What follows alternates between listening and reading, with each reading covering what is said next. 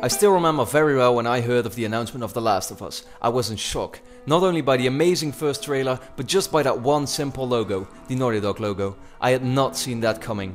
When the first week of small teasers to the game my interest was sparkled, it all of a sudden changed into my most anticipated game of the coming years. But the main question I'm still asking myself, and I really hope will be answered with a yes, remains: after Uncharted 2, will this be the true Naughty Dog game we have all wanted to see?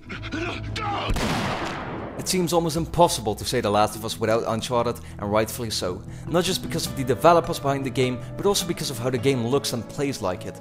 First of all, The Last of Us is a linear third-person action game letting you control Joel, a ruthless survivor willing to do anything to keep Ellie, a girl he has sworn to protect, alive. And while the background of the story isn't too clear yet, I'm pretty sure Ellie must be the key to saving somewhat of importance. Whether it's as simple as a family member who really wants her back, or whether she's the cure to saving the world of the biggest threat within the game, the infected. The world has been hit by a major virus that turns people into infected. Though these infected form the main reason why the world has gone to hell, it does not mean that they will be the main enemy type within the game.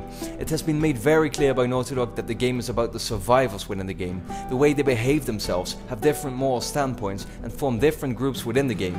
This is why you'll most likely be fighting other humans more than infected. I think this is a very smart move, as it doesn't make people look at the game like just another zombie game. What I personally find having the most potential of the gameplay is the different approaches you can take. It really seems like you can play the game guns blazing, as far as that can go with the very limited ammo within the game, or just sneak around and be very strategical and careful with taking out your opponents. You may even want to try and get past them without having to kill anyone. I know it's stealth sections like these that have been promised in Uncharted 3 before, but weren't quite delivered, but I'm confident in this game you will have those, and a lot of them. There's even a simple craft system in the game that makes you able to make equipment or bandages to fill up your health meter, which is an interesting gameplay element considering we don't see those a lot anymore these days. All in all, it looks like the gameplay will feel familiar to those who love the gameplay of Uncharted, while at the same time adding new features and giving it a twist that will force you to make use of it in an entirely different way. Since the announcement of The Last of Us, it was made very clear that the game would be a single player only game offering no multiplayer whatsoever. That was until E3 2012, where it was all of a sudden confirmed in a few interviews that The Last of Us was actually going to include some sort of multiplayer. It is April 2013 now, we're 2 months away from the release of the game, and we still don't know anything. This is the only aspect that I still worry about. At this point, I'm almost certain that the multiplayer of The Last of Us won't be anything big. I really don't expect a competitive mode. Still, if Naughty Dog pulls it off to include a fun little co-op mode or multiplayer integration within the single player, it might still turn out to be something that adds to the game.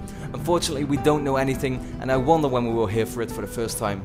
I do think Naughty Dog is keeping that big multiplayer supported game for their Uncharted team, so I just don't expect anything big from The Last of Us.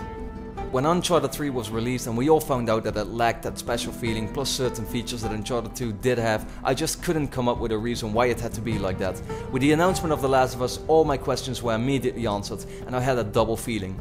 Sure, I was excited that Naughty Dog had split up and that we can now expect a lot more games from them in the future, but at the same time it meant Uncharted 3 could have been a much better game. But with almost twice as much development time and some of the real talents behind Uncharted 2, I just can't wait to see what Naughty Dog will pull off in this supposedly 12 to 16 hour long amazing campaign. With competition like GTA 5 and a lot of next gen titles coming up, it seems very hard for The Last of Us to become the general game of the year to most people, but I have full confidence that if the game will live up to its hype in 2 months, it's gonna be the true game I've been waiting for since all the way back in October 2009 when I first came in touch with the best game I've ever seen so far.